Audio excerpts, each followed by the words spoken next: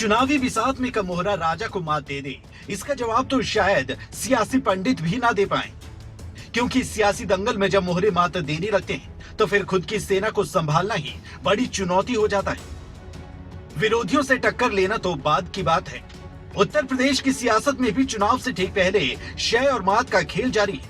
दल बदल की राजनीति हो रही है और इसी सियासी उठापटक के बीच कांग्रेस को यूपी में बड़ा झटका लगा है। मनमोहन सरकार में केंद्रीय मंत्री रहे कांग्रेस के दिग्गज नेता आरपीएन सिंह ने अब हाथ का साथ छोड़ दिया है और कमल की राह पकड़ ली है। आरपीएन सिंह ने कांग्रेस छोड़ बीजेपी का दामन थाम लिया, लेकिन अचानक 32 साल बाद ऐसा क्या हुआ कि उन्हें इतना बड़ा कदम उठाना पड़ा।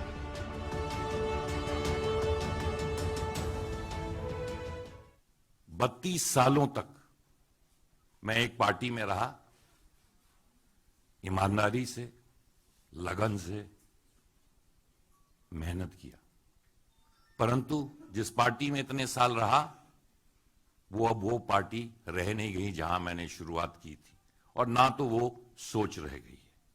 अगर देश में राष्ट्र निर्माण करना है और देश में आगे बढ़ाना है तो मैं एक छोटे कार्यकर्ता के हैसियत से हमारे ओजस्वी प्रधानमंत्री जी के सपनों को पूरा करने के लिए जो भी प्रयास होगा अवश्य करूंगा। जिस कांग्रेस के साथ उनका सियासी सफर 32 साल तक रहा, भाजपा का दामन थामते वक्त आरपीएन सिंह ने कांग्रेस से मोह भंग होने की वजह भी समझाई। कांग्रेस अब वैसी पार्टी नहीं रही जो पहले हुआ करती थी। हालांकि आरपीएन सिंह का कहना है कि देर से ही सही, लेकिन उन्होंने जो फैसला लिया है वो दुरुस्त है।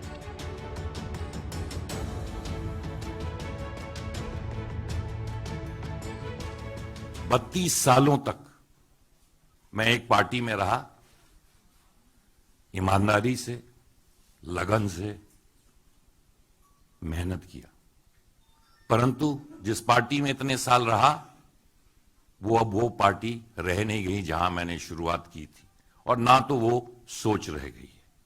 अगर देश में राष्ट्र निर्माण करना है और देश में आगे बढ़ाना है तो मैं एक छोटे कार्यकर्ता के हैसियत से हमारे ओजस्वी प्रधानमंत्री जी के सपनों को पूरा करने के लिए जो भी प्रयास होगा अवश्य करूंगा।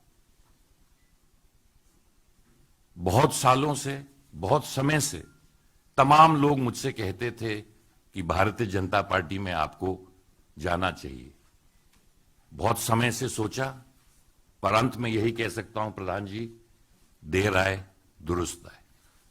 आज उत्तर प्रदेश में चुनाव चल रहे हैं, 4 और राज्यों में चुनाव चल रहे हैं, परंतु सबसे महत्वपूर्ण, क्योंकि मैं उत्तर प्रदेश का हूं, उत्तर प्रदेश हिंदुस्तान का दिल है। हिंदुस्तान में जब प्रगति होगी तो देश में प्रगति होगी।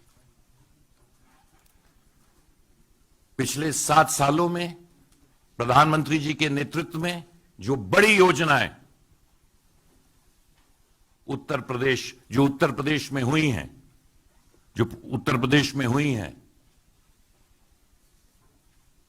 पूरे उत्तर प्रदेश ने देखा है। और पिछले 5 सालों में जो डबल इंजन की सरकार, योगी जी उत्तर प्रदेश में, प्रधानमंत्री जी देश में, हमारे उप मुख्यमंत्री गण संगठन ने जिस तरह की बड़ी योजनाएं और निर्माण, मुझे गर्व है कि मैं पूर्वांचल से आता हूं। आरपीएन सिंह बीजेपी में शामिल हुए तो बीजेपी ने भी उनका दिल खोलकर स्वागत किया और कहा कि आरपीएन सिंह जैसे नेता को नरेंद्र मोदी के साथ ही होना चाहिए।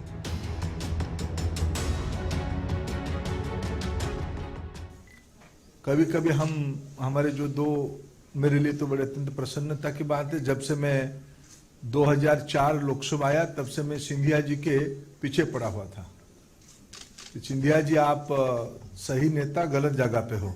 ऐसे ही में 1-2 बार आरपीएन सिंह जी जब भारत सरकार में शायद नॉर्थ ब्लॉक में बैठते थे, तब मैं उनको एक बार हमारी इलाके की कुछ प्रसंगों लेके गया था। फिर भी उनको भी बहुत मेरा मित्रता नहीं था, तब भी मैंने कहा था कि आप जैसे व्यक्ति नरेंद्र मोदी जी के साथ होनी चाहिए, देश को आगे ले जानी चाहिए। आज इसीलिए मैं बहुत दोनों को धन्यवाद देता हूं। सिंधिया जी पहले आ गए थे और आरपीएन सिंह जी जैसे व्यक्ति भारतीय जनता पार्टी में आना, मोदी जी की नेतृत्व को स्वीकार करना, ये एक शुभ संकेत है।